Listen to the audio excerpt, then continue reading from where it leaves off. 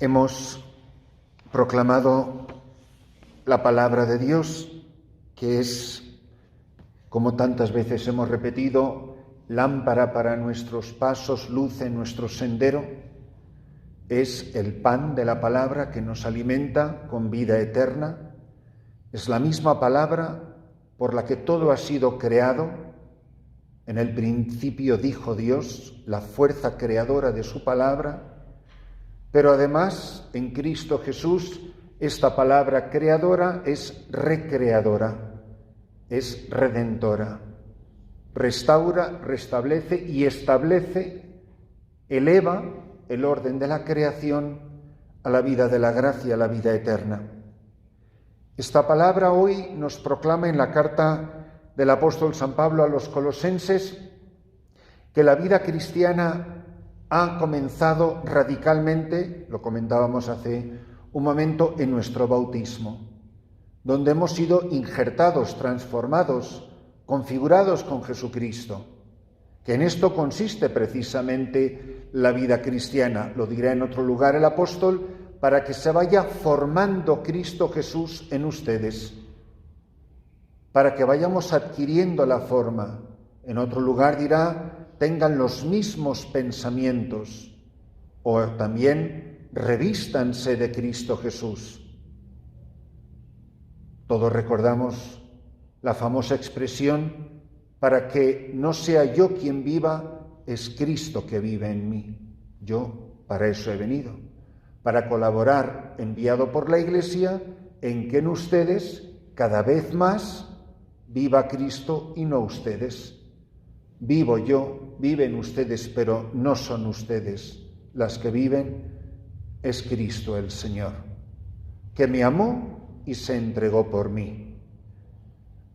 Es verdad que la vida cristiana, en el orden del ser, en la ontología, nace del bautismo y de ahí va creciendo y desarrollándose por la palabra, por la celebración de los sacramentos y por las obras de bien y de gracia, de caridad que realizamos. Son las tres formas por las que crece la vida cristiana y vamos llegando a la madurez, a la vida adulta en Cristo Jesús.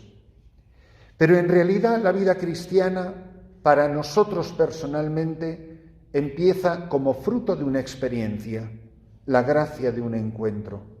Estamos aquí porque hemos tenido experiencia de un encuentro personal con Jesucristo. Tengo experiencia de Él, de que Él no es solo una palabra, una idea, una ideología, un personaje importante, sino que Él es alguien real, vivo, que está aquí en medio de nosotros. No le veo con los ojos, no le toco con las manos, le oigo con los oídos. Y sin embargo, si no fuera por Él, que es más real que lo que podemos ver y percibir por los sentidos, aquí en esta capilla, Él es el que nos ha convocado. Y esta es la experiencia que, tal como nos hablaba la carta a los colosenses, de la gracia del bautismo, esta muerte radical al pecado, este haber resucitado con Cristo el Señor, nosotros tenemos experiencia como aquellos 12 hombres de que estamos aquí porque alguien ha dicho mi nombre, porque me han llamado por mi nombre. Y tengo experiencia de su amor personal para conmigo. Y le he aceptado en mi vida como mi Señor y mi Salvador. Que precisamente por el bautismo, ese sello indeleble que llamamos el carácter, en griego se dice la esfragis, ese sello que ha dejado para toda la eternidad, que ha dejado en mi vida, por esta experiencia del bautismo, yo he muerto a la vida del pasado, a la vida del pecado, y he resucitado una vida nueva, que es literalmente eterna, que empieza en el tiempo y se prolonga por toda la eternidad. No es hasta que la muerte nos separe, sino es para toda la eternidad. Tengo experiencia de esto.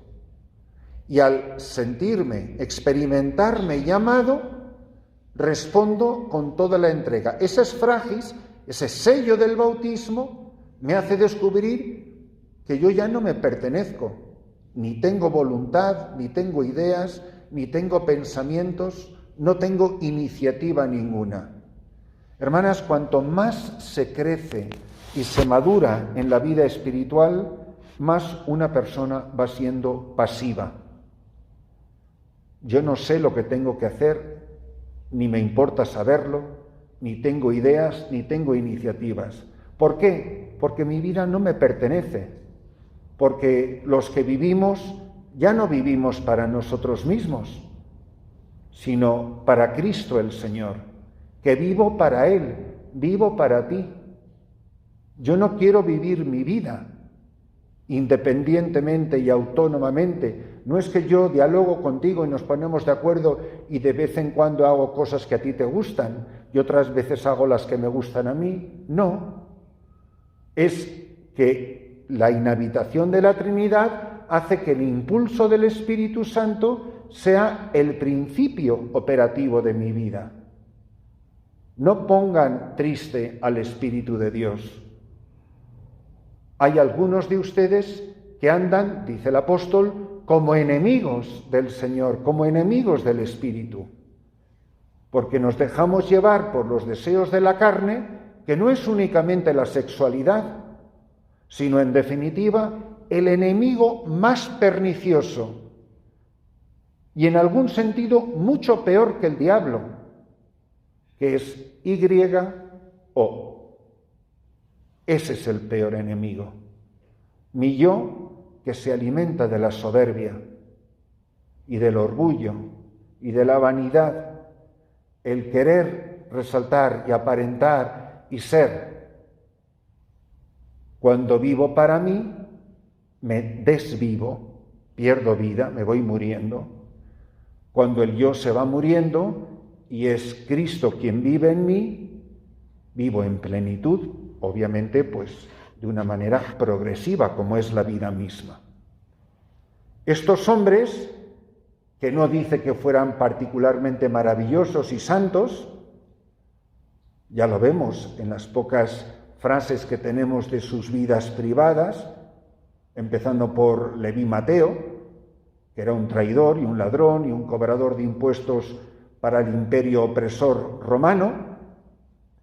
No fueron elegidos por su particular santidad, como ustedes no han sido elegidas de entre sus familias y sus comunidades y sus pueblos y sus parroquias, porque eran la más santa del pueblo. Por puro amor, inmerecido, estos 12 fueron elegidos, y por puro amor inmerecido hemos sido elegidos ustedes y yo. Pues ante tanto inmerecimiento, tiene que haber una enorme gratitud en el corazón de cada uno de nosotros. Que sin haber merecido nada, sin haber adquirido mérito alguno, un día escuché a Jesús decir mi nombre. Lo preguntaba ayer en la charla introductoria y lo hago ahora de una manera más determinante. Esa voz por la que yo fui llamada y que me trajo a llamar a la puerta de esta santa casa, ¿esa voz sigue siendo real? ¿Es un recuerdo? ¿Ya no la reconozco? ¿Soy capaz de saber reconocer la voz de Jesús en mi vida? Que no me dijo, ven y sígueme, que me dice aquí y ahora, a cada instante, ven y sígueme. Y yo elijo a cada instante seguirle a Él en obediencia de amor o seguir mis instintos, mi yo egoísta. Y ese es el combate que hay en el corazón del hombre, de cada persona. Estos que son llamados son ungidos y son enviados. En esto consiste su vocación, la de todos, en los diferentes lugares que nos corresponde ocupar en la Iglesia.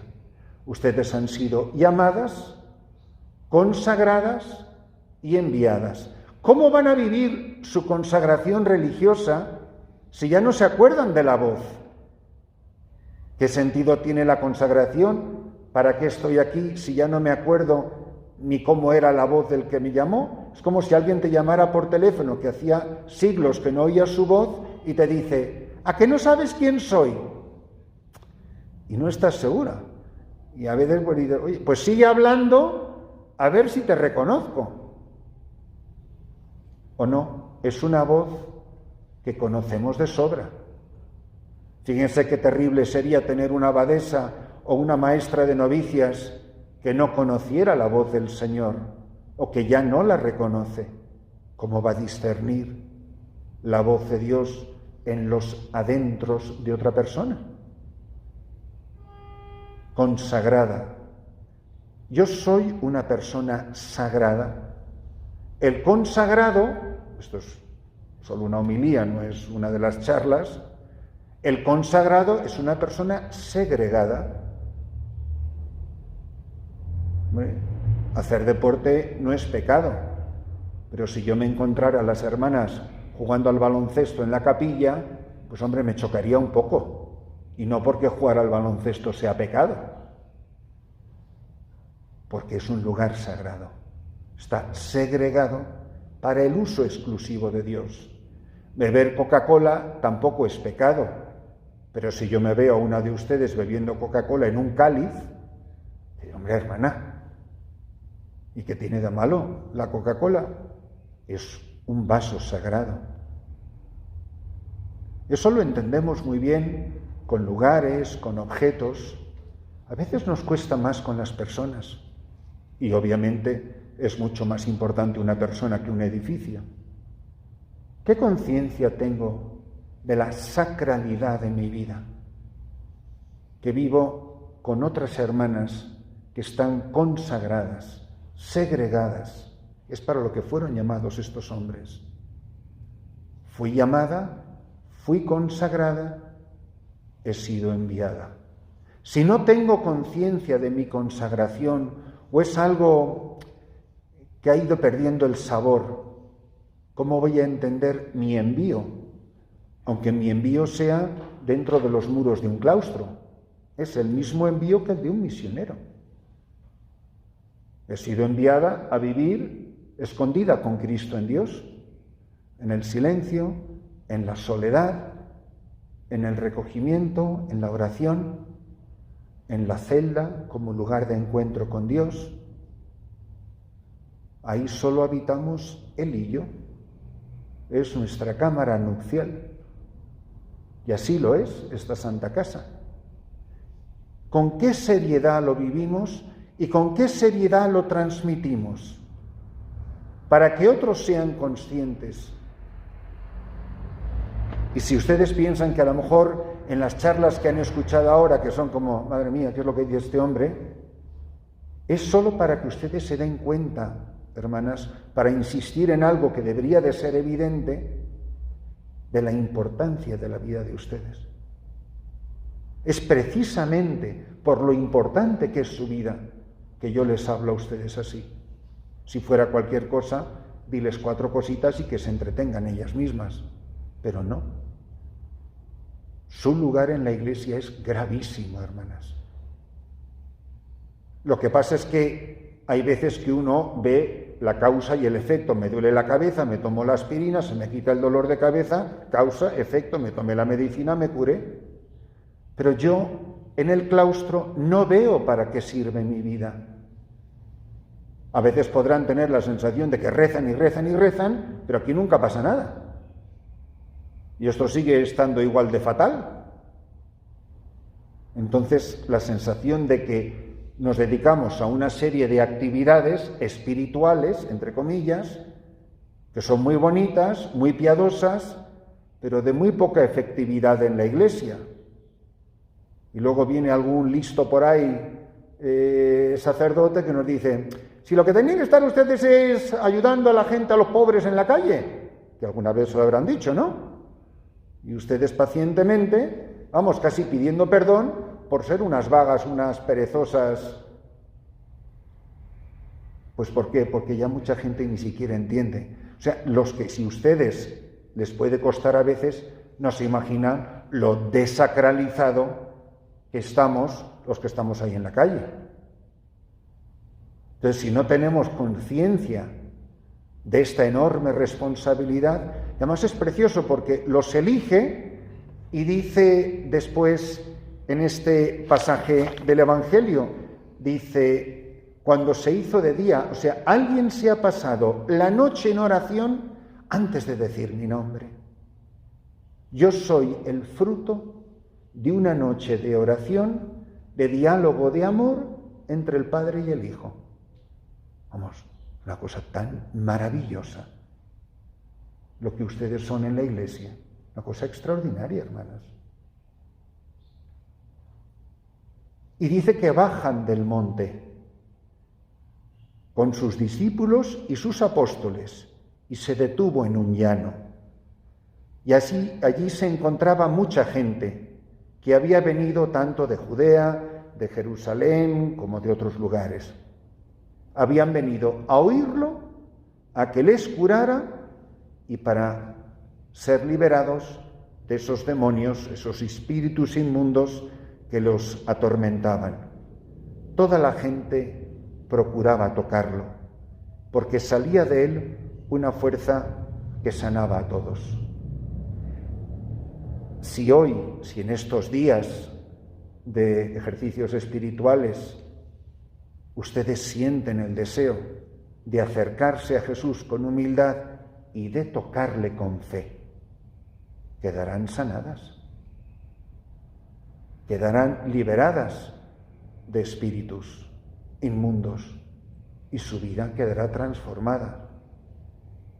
Pero es que además esto es lo que hacen ustedes a través de su oración, de su vida de sacrificio, de su soledad. Como dice San Juan de la Cruz, esta soledad sonora no es una soledad vacía, triste, muy al contrario, es una soledad enormemente luminosa. A quienes no físicamente se acerquen a ustedes a este monasterio, quedarán saciados por el encuentro con él. No es mala pregunta. ¿Qué piensa la gente de la calle de ustedes? ¿Qué piensa la gente que viene al monasterio? ¿Con qué se encuentra? ¿Con una hermana? ¿Con un paquete de dulces o de repostería? ¿Con unas vestiduras? ¿Con un jajaja, jijiji, jojojo? Porque muchas veces somos así de superficiales, de conversaciones triviales. ¿O quien se acerca a esta casa tiene la experiencia que tiene esta gente cuando se acerca a Jesús? Ahí hay algo en esa casa que es especial, que es diferente. El encuentro con Cristo. Qué triste sería que la gente viniera a la puerta de un monasterio y no se encontrara con Él. Pues preocúpense por eso, que para eso les trajo la Iglesia aquí, para que se encuentren con Jesús, para que respondiendo a la llamada, respondiendo a la consagración y respondiendo al envío, toda esa masa de humanidad que está esperando al pie del monte mientras tú estás arriba en la cima orando toda la noche a Dios, cuando bajen se encuentren con Él y experimenten la fuerza sanadora, liberadora de los espíritus inmundos y puedan escuchar la palabra de Dios. Que en la celebración de esta Santa Misa demos inmensas gracias a Dios, porque un día escuchamos su voz, le oímos decir nuestro nombre, y desde el día que dijo mi nombre, nunca he dejado de escuchar su voz.